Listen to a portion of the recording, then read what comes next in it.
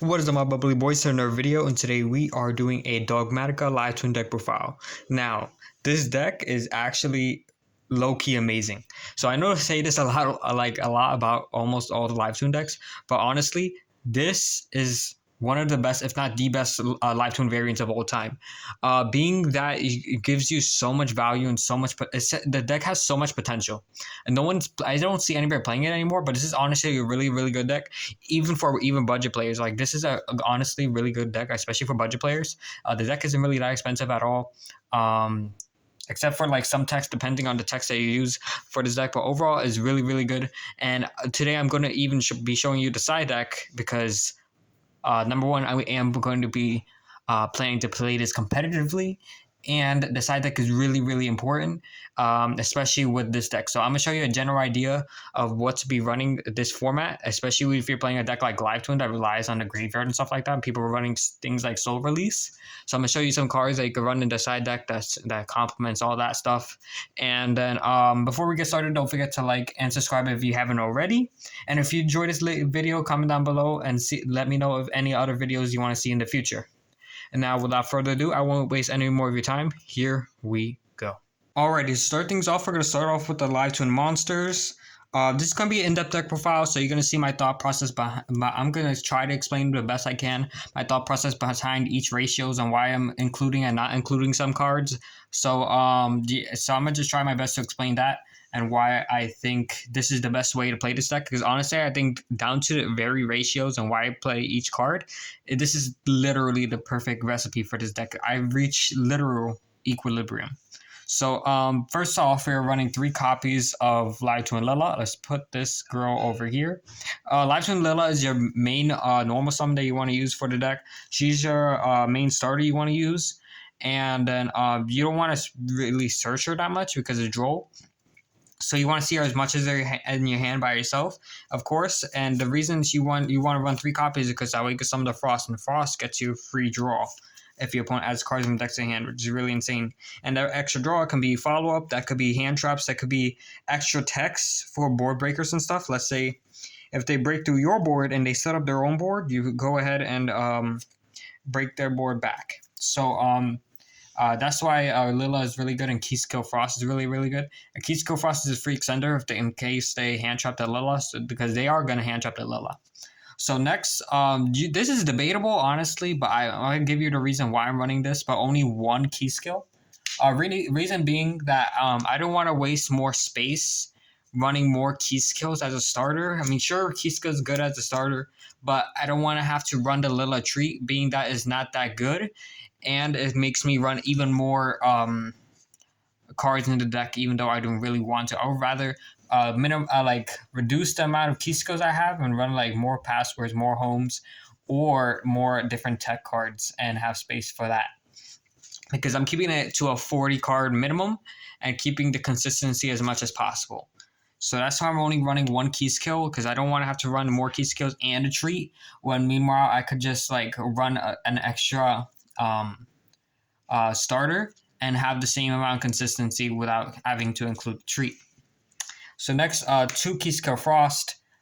2 Frost is insane, especially for mid game and grind game. I like having even numbers of Live Twins. I can't really give a good reason why, but I like having even number of Live Twins of each Live Twin.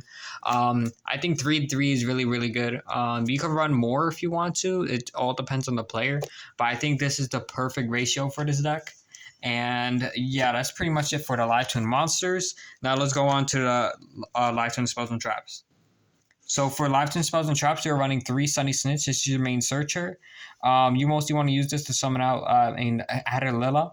Yeah, this is why I'm running this amount. You can like cut this. You can cut this to even 2 or 1, and like run the Keyskill with the Lila treat. And like run more Keyskills and Lila treats. That way you can't get drilled, and then that way you can still go into your like Dogmatika stuff. But even if you do that, you still have to go to your Keyskill lineup. I mean, the Evil Twin lineup, and the Evil Twin lineup requires you to draw a card, which also can get drilled. I mean, unless you start off with Lila, but it's like not really ideal. Another thing you could do is run like 1 copy of Drolling Lockbird and like like cross out, and then that way you could cross out the drone lockbird. So that's another option that you could do, and then at least still run like minimal amount of searchers. That's another thing you could do. Next, 2 secret password and 2 home. Reason I run 2 password and 2 home. Password is not really good to summon to grab the snitch, because then after that they droll it, you can't search off a snitch. Instead, secret password is good to grab off home. But let's say if you grab if you open this, you go snitch, and they droll it, you can't go secret password search for a home. So that's why sometimes I like to search for home, or even I like to even cut down on this completely and to run more key skills in the deck. I seen Joshua Schmidt did that for his like runic spright deck for that one YCS. I forgot which one he won. I forgot which YCS it was, but he did play like one Sunny Snitch, and then he played like I think 0 of these and like play more key skills, and then the treat. Oh, I don't know if he played the treat or not, but yeah, there's also an option you consider. I am considering it too. But overall, I think the ratios for now are pretty decent, and this also thins out your decks. That way, you have more chance of drawing into your Dogmatika stuff. So in the future, of course, I would use these ratios. Use these ratios in the future if there is no droll around. But right now, I maybe run more key skills if you want to, and then like have that as a starter as well. So next, we are running for the Dogmatika engine. We are running 3 copies of Ecclesia, since Nadir is back at 3, 1 Maximus, 1 Fleur-de-Lis, and 3 Nadir. So really, really good. These are your main starters, your Ecclesia, Maximus, and Nadir Servant. I would consider Fleur-de-Lis a brick because you want to search it. You don't want to really draw it, because this is basically a +1 off of Titaniclad. Meanwhile, something like Shadow Schism is not really +1 because you have to discard anyways. So I don't really consider Shadow Schism like a brick as compared to Fleur-de-Lis.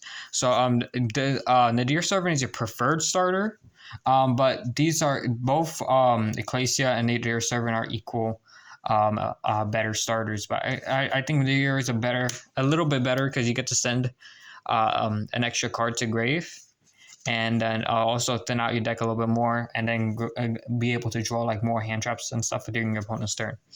So yeah, these ratios are perfect, honestly. There's something you can do though is like cut an Ecclesia for another Maximus, but if that's your personal preference. But overall, I like these ratios a lot. If you wanted to like cut an Ecclesia or Ecclesia 2 for more Maximus, just so that way for like droll reasons, you can still play through droll, you can do so. So now for hand traps, we're running 3 Ash, 3 Veiler, 3 Imperm, and 2 Nibiru. The reason I'm running Nibiru, when I first started playing this deck, I wasn't running Nibiru because I know I don't want to get my board broken and break my own board as well going first. But this is honestly really, really good if you do not open up the Dogmatika engine. If you do not, there is times where you don't open up the Dogmatika engine and you're forced to end on Sunny Snitch. No, not Sunny Snitch, Trouble Sunny, and that's it. So that's why you want to run the Nibiru, so that way you can still break your opponent's board and still have enough to like make your opponent stop playing. So I think 2 Nibiru in the main is fine because you don't want to see it all the time, because you are most of the time going to set up your board. But if you can't get access to your Dogmatika engine, then you use your Nibiru and whatever hand traps or whatever text you have at your disposal. And then you play with just the Trouble Sunny on field. So the only change that you can make to this deck is like cut a Veiler for like, or cut a Nib for what's it called, a Drone Lockbird if you want to. But overall, I think these are not that bad. The deck it does kind of lose to Drone Lockbird depending on your hand. But overall, I think maybe it sort of loses to draw, honestly. So if you do want to like dodge draw, or like if you don't want to get drawn, of course run like 1 draw in the main, and then after that just run like 2 or 3 cost outs.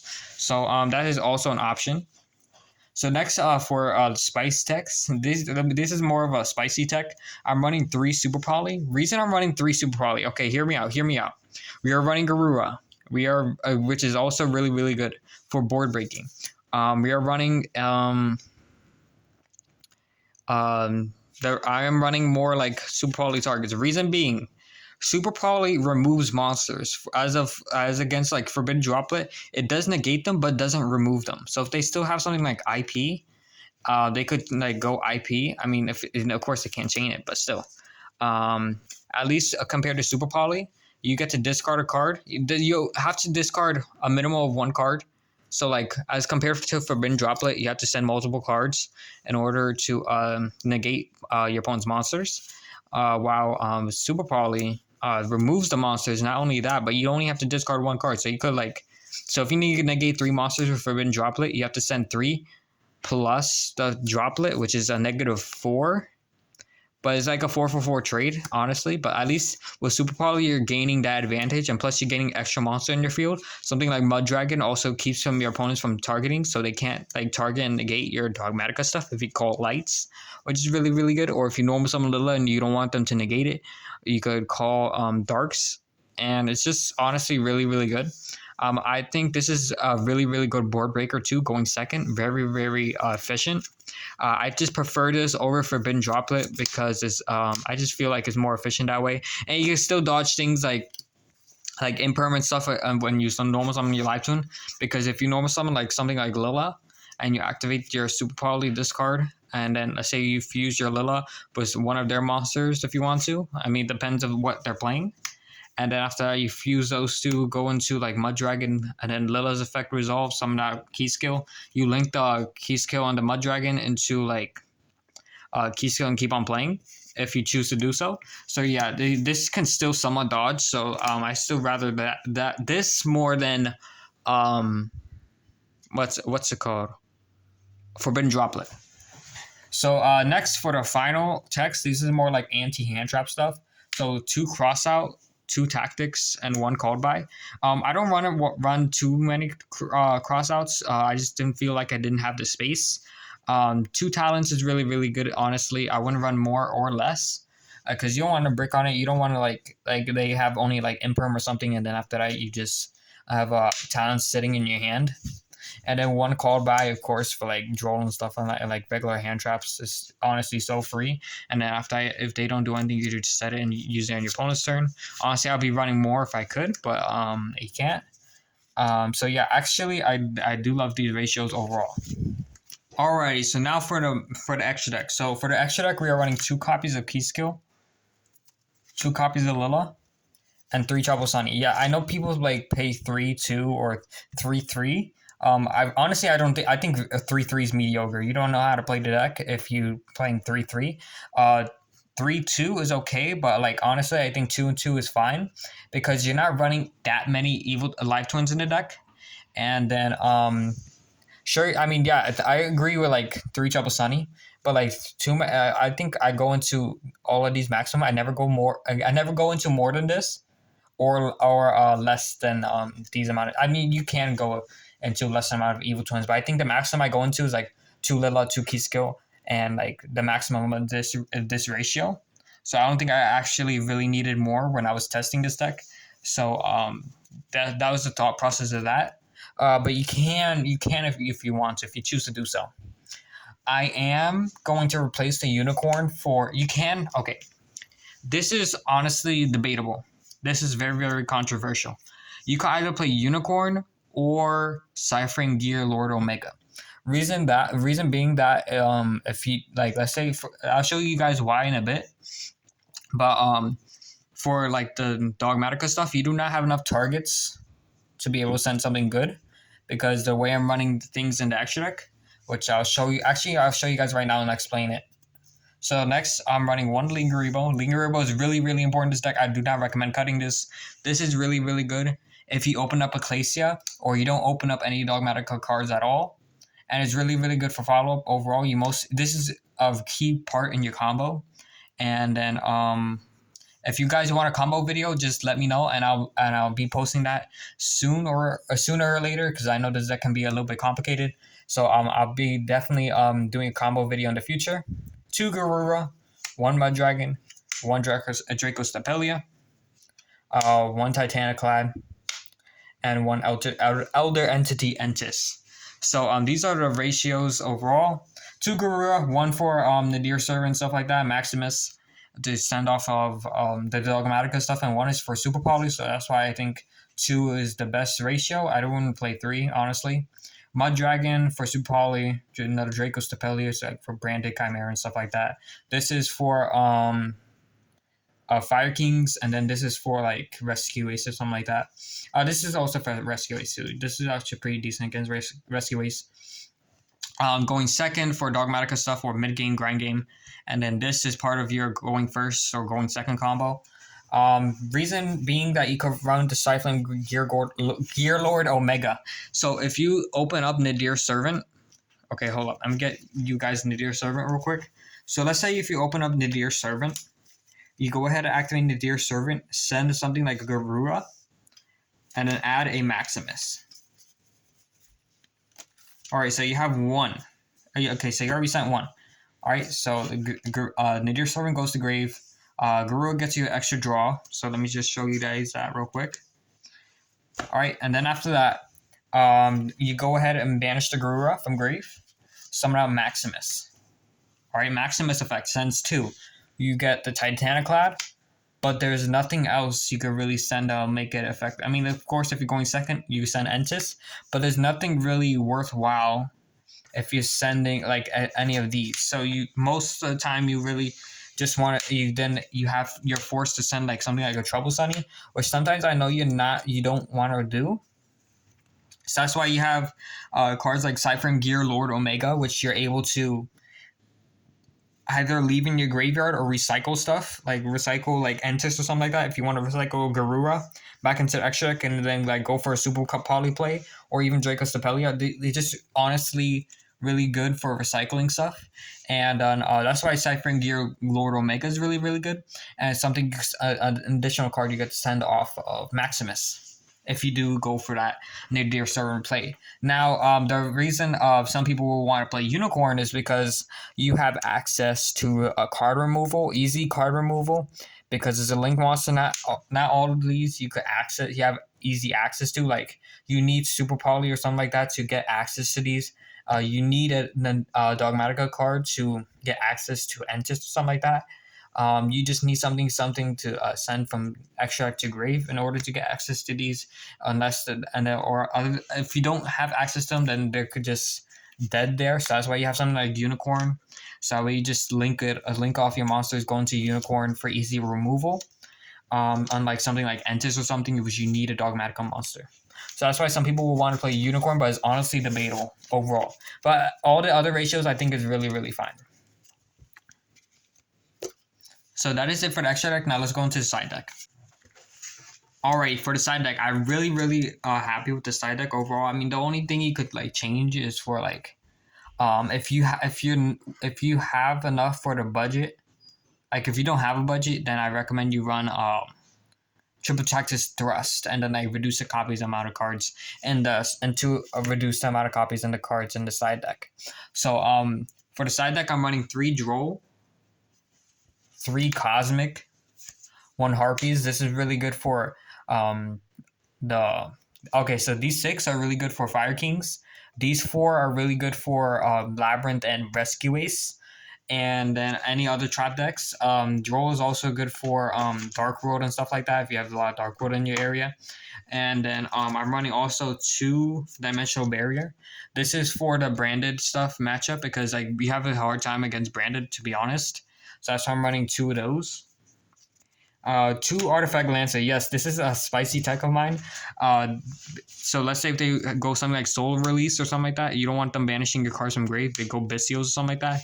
You chain Lancia, and after that, you can't banish anything from your grave. So you just keep on going because you don't want to lose your resources from the grave because they're very, very important, especially the live twin stuff and stuff like that. So you don't want to really lose those resources. That's why your Lancia is really, really, really important both side.